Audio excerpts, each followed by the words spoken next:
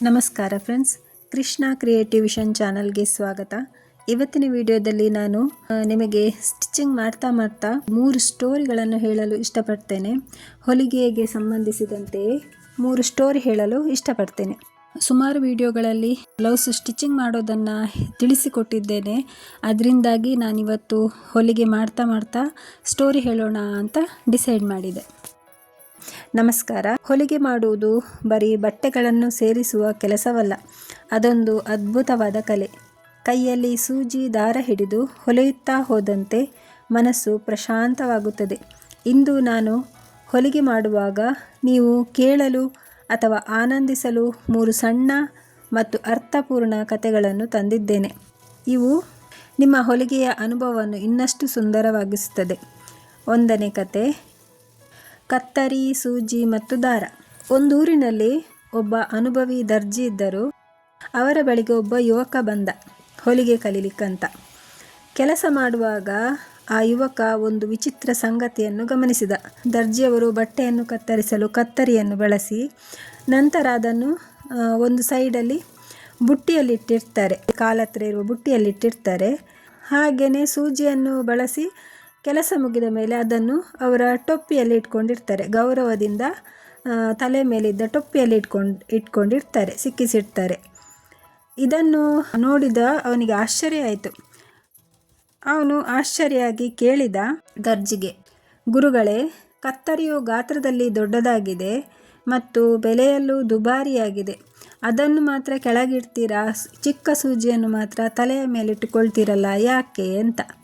ಅದಕ್ಕೆ ಗುರುಗಳು ಹೇಳಿದರು, ಮುಗುಳ್ನಗುತ್ತಾ ಹೇಳಿದರು, ಕತ್ತರಿಯು ಎಷ್ಟೇ ದೊಡ್ಡದಾಗಿದ್ದರೂ ಅದರ ಕೆಲಸ ಹರಿಯುವುದು ಅಥವಾ ಬೇರ್ಪಡಿಸುವುದು, ಅಂದರೆ ಅದು ಬೇರ್ಪಡಿಸುವ ಕೆಲಸ ಮಾಡ್ತದೆ.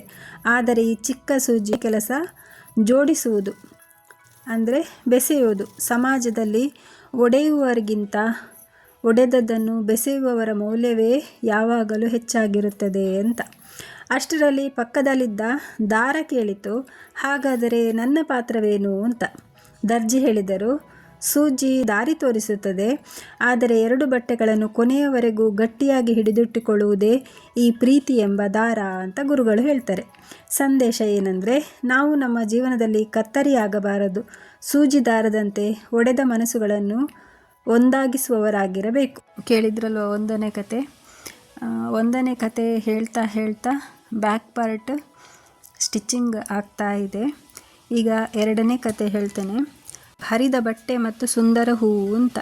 ಇದರ ವಿಷಯ ಏನು ಅಂತ ಅಂದರೆ, ಕುಂದುಕೊರತೆಗಳನ್ನು ಸೌಂದರ್ಯವಾಗಿ ಬದಲಾಯಿಸುವುದು ಅಂತ. ಒಬ್ಬ ರಾಜ ಇದ್ದ. ಅವನ ಬಳಿ ಒಂದು ರೇಷ್ಮೆ ಶಾಲಿತ್ತು. ಆ ಶಾಲು ಆಕಸ್ಮಿಕವಾಗಿ ಯಾವುದಕ್ಕೋ ತಾಗಿ ಒಂದು ಸಣ್ಣ ತೂತಾಯಿತು. ತುಂಬ ಬೇಸರ ಆಯಿತು ರಾಜನಿಗೆ. ತುಂಬ ಇಷ್ಟಪಟ್ಟಿದ್ದ ಆ ಶಾಲನ್ನು.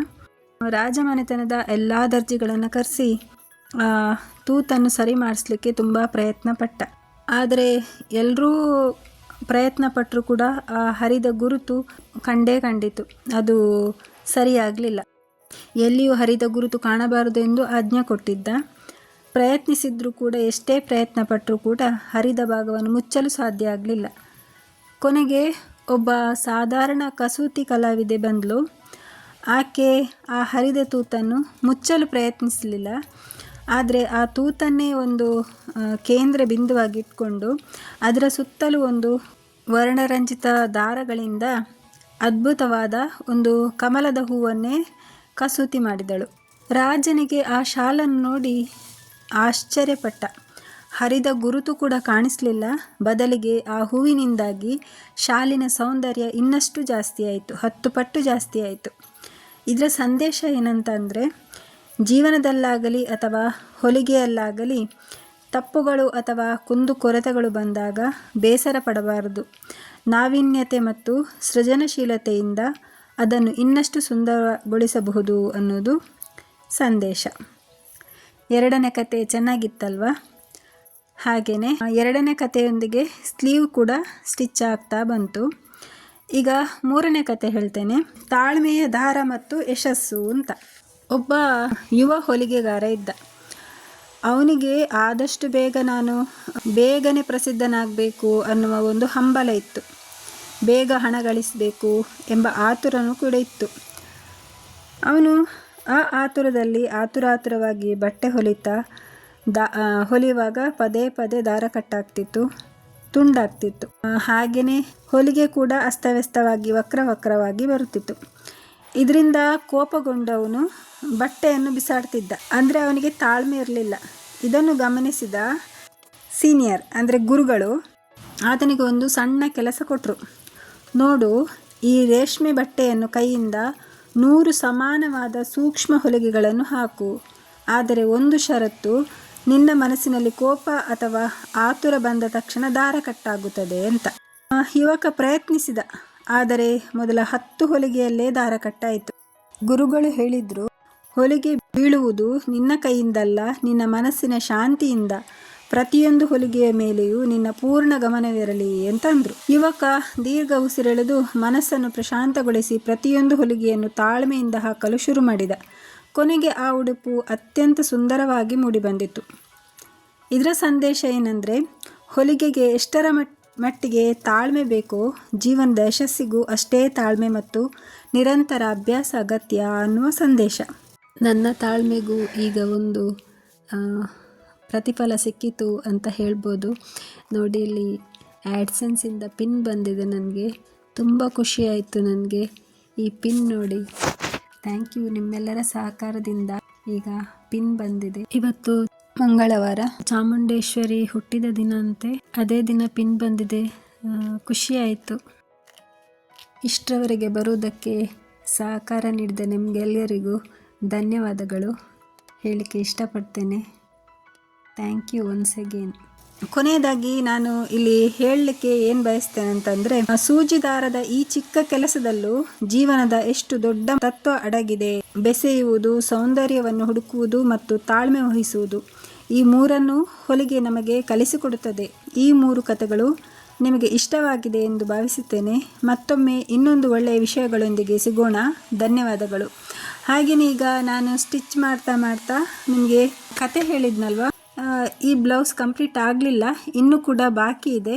ಇದು 1ನೇ ಭಾಗವಾಗಿ. ಮುಂದಿನ ಭಾಗದಲ್ಲಿ ಇನ್ನಷ್ಟು ಕತೆಗಳೊಂದಿಗೆ ಮತ್ತೆ ಬರ್ತೇನೆ.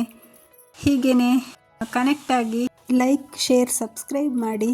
ಹಾಗೆಯೇ ಹೈಪ್ ಕೂಡ ಮಾಡಿ. ಹೈಪ್ ಆಪ್ಷನ್ ಇದೆ. ಹೈಪ್ ಕೂಡ ಮಾಡಿದರೆ ನಮಗೆ ಹೆಲ್ಪ್ ಆಗ್ತದೆ. ಹಾಗೆಯೇ ಈ ಸ್ಟೋರಿ ಇಷ್ಟ ಆದರೆ ಮೆಂಬರ್ಶಿಪ್ ಕೂಡ ತಗೊಳ್ಳಿ, ಅದು ಕೂಡ ಹೆಲ್ಪ್ ಆಗ್ತದೆ ನಮಗೆ. ನೀವು ಮೆಂಬರ್ಶಿಪ್ ತಗೊಂಡು ನನ್ನ ವಿಡಿಯೋಗಳನ್ನು ನೋಡ್ತಾ ಇದ್ದರೆ ನಿಮ್ಮ ಈ ಬೆಂಬಲದಿಂದ ಚಾನಲನ್ನು ಇನ್ನಷ್ಟು ಒಳ್ಳೆಯ ವಿಡಿಯೋಗಳನ್ನು ಮಾಡಲು ನಮಗೆ ಹೆಲ್ಪ್ ಆಗ್ತದೆ, ಪ್ರೋತ್ಸಾಹ ಸಿಗ್ತದೆ. ಇದರಿಂದಾಗಿ ಕೇಳ್ಕೊಳ್ತಿದ್ದೇನೆ, ಇಷ್ಟ ಆದರೆ ಮಾತ್ರ ತಗೊಳ್ಳಿ, ಯಾರಿಗೂ ಫೋರ್ಸ್ ಇಲ್ಲ.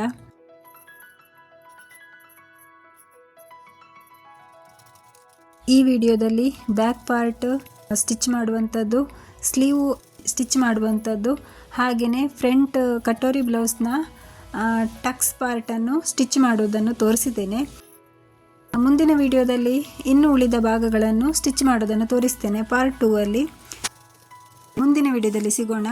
ಭಾಗ 2ರಲ್ಲಿ ಇನ್ನೊಂದು ಇಂಟ್ರೆಸ್ಟಿಂಗ್ ಸ್ಟೋರಿಯೊಂದಿಗೆ ಬರ್ತೇನೆ. ಪೂರ್ತಿ ವಿಡಿಯೋ ನೋಡಿದ್ದಕ್ಕಾಗಿ ಧನ್ಯವಾದಗಳು ಫ್ರೆಂಡ್ಸ್. Thanks for watching.